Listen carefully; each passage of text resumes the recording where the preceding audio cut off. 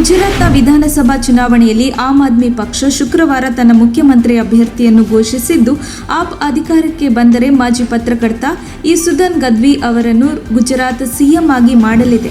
ಆಡಳಿತಾರೂಢ ಬಿಜೆಪಿ ಮತ್ತು ಪ್ರತಿಪಕ್ಷ ಕಾಂಗ್ರೆಸ್ಗೆ ಸೆಡ್ಡು ಹೊಡೆಯಲು ಆಮ್ ಆದ್ಮಿ ಪಕ್ಷ ನಿರ್ಧರಿಸಿದ್ದು, ದೆಹಲಿ ಮುಖ್ಯಮಂತ್ರಿ ಹಾಗೂ ಆಪ್ ರಾಷ್ಟ್ರೀಯ ಸಂಚಾಲಕ ಅರವಿಂದ್ ಕೇಜ್ರಿವಾಲ್ ಅವರು ಗುಜರಾತ್ ಚುನಾವಣೆಯಲ್ಲಿ ಇಸುದನ್ ಗದ್ವಿ ಎಪಿ ಮುಖ್ಯಮಂತ್ರಿ ಅಭ್ಯರ್ಥಿ ಎಂದು ಘೋಷಿಸಿದ್ದಾರೆ.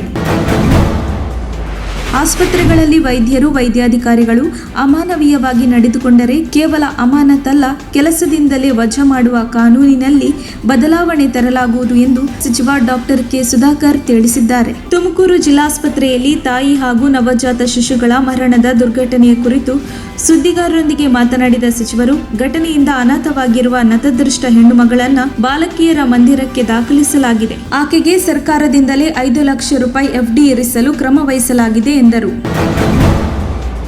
ಇತ್ತೀಚೆಗಷ್ಟೇ ಶಾಲೆಗಳಲ್ಲಿ ಧ್ಯಾನ ಅಳವಡಿಕೆಗೆ ಆದೇಶ ನೀಡಿರುವ ಶಿಕ್ಷಣ ಸಚಿವ ಬಿಸಿ ನಾಗೇಶ್ ವಿರುದ್ಧ ಪ್ರತಿಪಕ್ಷ ನಾಯಕ ಸಿದ್ದರಾಮಯ್ಯ ವಾಗ್ದಾಳಿ ನಡೆಸಿದ್ದಾರೆ. ಈ ಬಗ್ಗೆ ಟ್ವೀಟ್ ಮಾಡಿರುವ ಸಿದ್ದರಾಮಯ್ಯ, ಶಾಲಾ ಶಿಕ್ಷಣಕ್ಕೆ ಸಂಬಂಧಿಸಿದ ಹೆಚ್ಚು ಒತ್ತು ನೀಡುವ ವಿಷಯಗಳ ಮೇಲೆ ಕೇಂದ್ರೀಕರಿಸುವ ಬದಲು ಧ್ಯಾನವನ್ನು ಜಾರಿಗೆ ತರುವ ಸಚಿವರ ನಿರ್ಧಾರವನ್ನು ಟೀಕಿಸಿದ್ದಾರೆ. ಒಂದೆಡೆ ಶಾಲೆ ನಡೆಸಲು ಸಾರ್ವಜನಿಕರಿಂದ ಭಿಕ್ಷೆ ಬೇಡುತ್ತಿರುವ ಬಿಜೆಪಿ ಸರ್ಕಾರ, ಇನ್ನೊಂದೆಡೆ ದಿನಕ್ಕೊಂದಂತೆ ಗಿಮಿಕ್ಗಳನ್ನು ಮಾಡುತ್ತಿರುವುದು ಖಂಡನೀಯ ಎಂದು ಹೇಳಿದ್ದಾರೆ. ರಾಜ್ಯದಲ್ಲಿ ಬಿಸಿ ನಾಗೇಶ್ ಅವರು ಶಿಕ್ಷಣ ಸಚಿವರಾದ ದಿನದಿಂದ ಪಠ್ಯಪುಸ್ತಕ ವಿವಾದದಿಂದ ಹಿಡಿದು ಶಾಲಾ ಶಿಕ್ಷಕರ ನೇಮಕದವರೆಗೆ ಬರೀ ಹಗರಣಗಳದ್ದೇ ಈಜಾಡುತ್ತಿದ್ದಾರೆ. ಅವರ ಮನಸ್ಸು ಸ್ಥೀಮಿತದಲ್ಲಿದ್ದ ಹಾಗಿಲ್ಲ.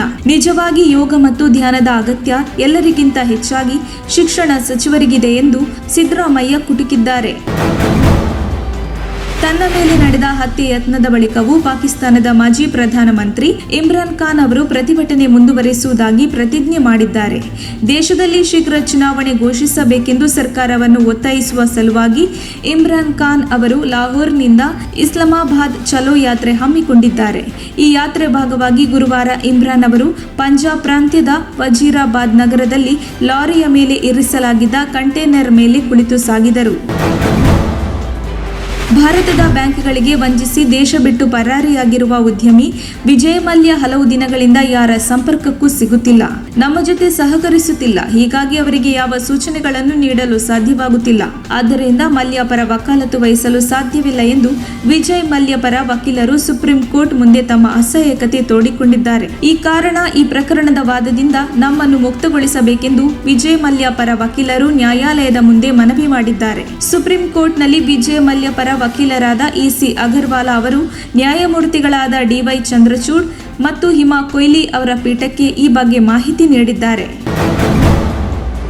ತೆಲಂಗಾಣ ಸರ್ಕಾರ 4 ಶಾಸಕರನ್ನು ಖರೀದಿಸಲು ಬಿಜೆಪಿ ಯತ್ನಿಸಿತ್ತು. ಇಲ್ಲಿ ಆಪರೇಷನ್ ಕಮಲಕ್ಕೆ ಯತ್ನ ನಡೆದಿದೆ ಎಂಬ ಮುಖ್ಯಮಂತ್ರಿ ಕೆ. ಚಂದ್ರಶೇಖರ್ ರಾವ್ ಮತ್ತು ಇತರರು ಆರೋಪ ಮಾಡಿದ್ದು ತೀವ್ರ ಸುದ್ದಿಯಾಗಿತ್ತು. ಇದಕ್ಕೆ ಪುಷ್ಟಿ ನೀಡುವಂತೆ ಬಿಜೆಪಿಯಿಂದ 4 ಟಿಆರ್ಎಸ್ ಶಾಸಕರ ಖರೀದಿ ಯತ್ನ ಆರೋಪಕ್ಕೆ ಸಂಬಂಧಪಟ್ಟಂತೆ ಮುಖ್ಯಮಂತ್ರಿ ಹಾಗೂ ಟಿಆರ್ಎಸ್ ಮುಖ್ಯಸ್ಥ ಕೆ. ಚಂದ್ರಶೇಖರ್ ರಾವ್ ನಿನ್ನೆ ದಾಖಲೆಗಳನ್ನು ಬಿಡುಗಡೆ ಮಾಡಿದ್ದಾರೆ.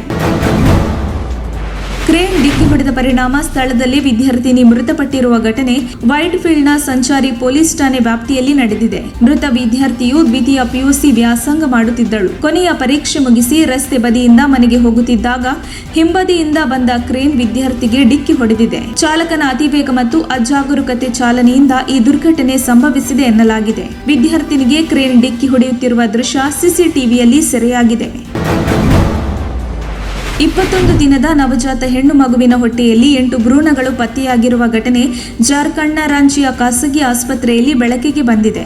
ನವಜಾತ ಹೆಣ್ಣು ಮಗು ಅಕ್ಟೋಬರ್ 10, 2022ರಂದು ರಾಮನಗರದಲ್ಲಿ ಜನಿಸಿತ್ತು. ಮಗುವಿನ ಶಸ್ತ್ರಚಿಕಿತ್ಸೆ ನಡೆಸಿದಾಗ ಮಗುವಿನ ಅನ್ನನಾಳದ ಗಡ್ಡೆಗೆ ಸಂಬಂಧಿಸಿದ 8 ಭ್ರೂಣಗಳಿರುವುದು ಖಚಿತವಾಯಿತು. ಕೂಡಲೇ ಆಘಾತಕ್ಕೊಳಗಾದ ವೈದ್ಯರು ಈ 8 ಭ್ರೂಣಗಳನ್ನು ತೆಗೆದುಹಾಕುವಲ್ಲಿ ಯಶಸ್ವಿಯಾದರು.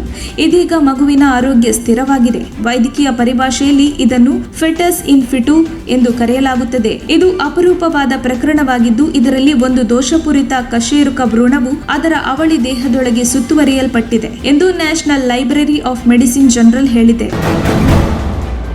ತನ್ನ ಕಾರಿಗೆ ಹೊರಗೆ ನಿಂತಿದ್ದ 6 ವರ್ಷದ ಬಾಲಕನಿಗೆ ಕಾರಿನ ಮಾಲೀಕ ಕಾಲಿನಿಂದ ಎದೆಗೆ ಒದ್ದಿರುವ ಅಮಾನವೀಯ ಘಟನೆ ಕೇರಳದ ಕನ್ನೂರಿನಲ್ಲಿ ನಡೆದಿದೆ.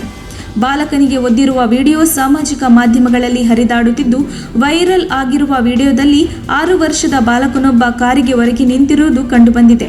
ಇದನ್ನು ಗಮನಿಸಿ ಕಾರಿನಿಂದ ಹೊರಗೆ ಬಂದ ವ್ಯಕ್ತಿ ಬಾಲಕನಿಗೆ ಗದರಿ ಎದೆಗೆ ಕಾಲಿನಿಂದ ಒದ್ದಿದ್ದಾನೆ.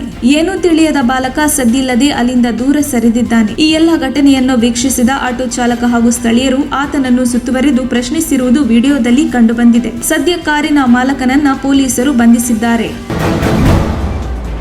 ಮಾಜಿ ಸುಂದರಿಯರಾದ ಅರ್ಜೆಂಟೀನಾದ ಮರಿಯಾನಾ ವರೇಲಾ ಮತ್ತು ಪೋರ್ಟೊರಿಕೋದ ಫ್ಯಾಬಿಯೋಲಾ ವ್ಯಾಲೆಂಟೈನ್ ರಹಸ್ಯವಾಗಿ ಮದುವೆಯಾಗಿರುವುದಾಗಿ ಘೋಷಿಸಿಕೊಂಡಿದ್ದಾರೆ. ಇನ್ಸ್ಟಾಗ್ರಾಂ ಖಾತೆಯಲ್ಲಿ ಇದನ್ನು ಬಹಿರಂಗಪಡಿಸುತ್ತಿದ್ದಂತೆ ಲ್ಯಾಟಿನ್ ಅಮೆರಿಕದಾದ್ಯಂತ LGBTQ ಸಲಿಂಗಕಾಮಿಗಳು ಸಮುದಾಯ ಆಚರಣೆ ಮಾಡಿದ್ದಾರೆ. ಈ ವಲಯದಲ್ಲಿ ಇತ್ತೀಚಿನ ವರ್ಷಗಳಲ್ಲಿ ಸಲಿಂಗಿ ಕಾಮಿಗಳು ತಮ್ಮ ಹಕ್ಕು ಪಡೆಯುವ ನಿಟ್ಟಿನಲ್ಲಿ ಹೆಜ್ಜೆ ಇಟ್ಟಿದ್ದಾರೆ. ಇದೇ ಅಕ್ಟೋಬರ್ 28ರಂದು ಮದುವೆಯಾಗಿರುವುದಾಗಿ ಪೋಸ್ಟ್ ಮಾಡಿದ್ದಾರೆ. ವಿಡಿಯೋದಲ್ಲಿ ಗೋಲ್ಡ್ ಮತ್ತು ಸಿಲ್ವರ್ ಬಣ್ಣದ ಬೆಲೂನಿನಲ್ಲಿ ಮದುವೆಯಾಗು ಎಂದು ಕೇಳುವುದು, ನಂತರ ಇಬ್ಬರು ಒಟ್ಟಾಗುವ ಚಿತ್ರವೂ ಇದೆ. ಇವರಿಬ್ಬರು ಶ್ವೇತವರ್ಣದ ಉಡುಪಿನಲ್ಲಿ ಚುಂಬಿಸುವ ದೃಶ್ಯದೊಂದಿಗೆ ವಿಡಿಯೋ ಕೊನೆಗೊಳ್ಳುತ್ತದೆ.